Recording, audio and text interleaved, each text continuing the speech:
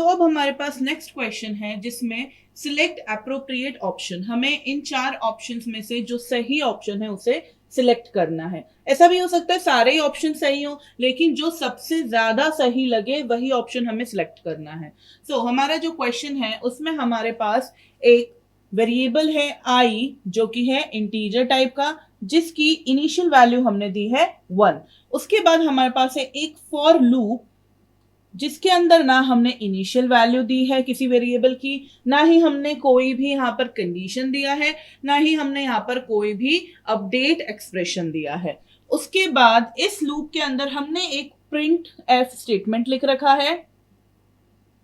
Print F statement के अंदर हम यहाँ पे डबल कॉलम में प्रिंट करा रहे हैं आई की वैल्यू, जो कि हो रहा है इंक्रीमेंट। दैट मीन्स यहाँ पर पोस्ट फिक्स इंक्रीमेंट है, तो हमने जब ऑपरेटर्स के टाइम पे पढ़ा था तो सबसे पहले क्या होगा, आई की जो करंट वैल्यू है वो प्रिंट हो जाएगी, उसके बाद उसका इंक्रीमेंट होगा नेक्स्ट साइकिल के लिए। फिर हमारे पास एक इफ कंडीशन है जिसके अंदर इफ स्टेटमेंट की कंडीशन के अंदर हम चेक कर रहे हैं कि अगर आई हमारा ग्रेटर देन है 10 से, अगर आई हमारा आई की जो भी वैल्यू रहेगी हर एक इटरेशन में चेक होगा, जो भी वैल्यू है वो अगर 10 से ग्रेटर देन है तो उस केस में स्टेटमेंट क्या हो जाएगा, ब्रेक एग्जीक्यूट हो जाएगा और हमारा जो पूरा लूप है वो टर्मिनेट हो जाएगा। तो इतना हमारा फॉर लूप है। अब हमको इसको सॉल्व करना है। सबसे पहले जो हमारे ऑप्शंस हैं उसको देखें, उससे पहले हम इसको सॉल्व कर लेते हैं। हमारे पास यहाँ पे फॉर लूप है, क्या इस लूप में किसी भी प्रकार की कोई गलती है, कोई सिंटैक्टिकल एरर है? तो मैंने जब आपको फॉर लूप पढ़ाया था उस टाइम मैंने आपको बताया था कि यहाँ पर अगर हमने प्रॉपर सिंटेक्स को फॉलो किया है फॉर लूप के, और अगर हमने ना ही अपडेट एक्सप्रेशन, ना ही कंडीशन, ना ही इनिशियलाइजेशन एक्सप्रेशन, कुछ भी नहीं दिया है, बट सिंटेक्स हमने प्रॉपरली फॉलो किया है, तो भी ये लूप हमारा सही रहेगा, सिंटैक्टिकली सही रहेगा, कोई एरर नहीं देगा। ठीक है, फिर हम लूप के अंदर आते हैं। यहाँ पे हमारे पास प्रिंटफ स्टेटमेंट है, यहाँ प्रिंट करा रहे हैं हम आई की वैल्यू। तो सबसे पहले आई की वैल्यू प्रिंट हो जाएगी हमारी कंसोल पे, 1 प्रिंट हो जाएगी, फिर आई प्लस प्लस हो जाएगा। यहाँ कंडीशन चेक होगा, ये हमारा मेमोरी है, इसके अंदर आई की वैल्यू 2 बाइट्स के लिए हमारी 1 थी, बट 1 यहाँ पे प्रिंट होने के बाद जब इंक्रीमेंट हुआ तो 1 से चेंज होकर 2 हो गई।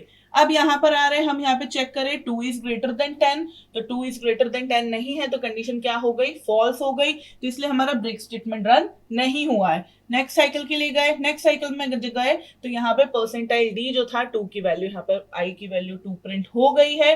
फिर वापस आई प्लस प्लस हुआ तो 2 से अब वैल्यू हो गई है 3। जब 3 हो गई तो यहाँ पे वापस कंडीशन चेक हुई तो कंडीशन वापस से फॉल्स हो गई, ब्रेक स्टेटमेंट रन नहीं हुआ, फिर से गए, इस तरीके से यहाँ पर अब 3 प्रिंट हो गया। ऐसे ही आई की वैल्यू 4 हो जाएगी, 5 हो जाएगी, 6, 7, 8, 9 हमारी कब तक चेक हो रही है, 9 तक चेक हो रही है। उसके बाद जैसे ही 10 हो रही है, 10 में भी कंडीशन ट्रू हो रही है, क्योंकि हम यहाँ पर 10 प्रिंट कराने के बाद 11 होगा। फिर उसके बाद कंडीशन फॉल्स हो जाएगी, कंडीशन जैसे ही फॉल्स हो जाएगी, सॉरी ट्रू हो जाएगी जैसे ही कंडीशन, तो क्या होगा, यहाँ पर हमारा ब्रेक स्टेटमेंट रन हो जाएगा। ब्रेक स्टेटमेंट एग्जीक्यूट होने की वजह से हमारा जो ये फॉर लूप है वो टर्मिनेट हो जाएगा, हम बाहर के स्टेटमेंट सॉल्व कर सकेंगे।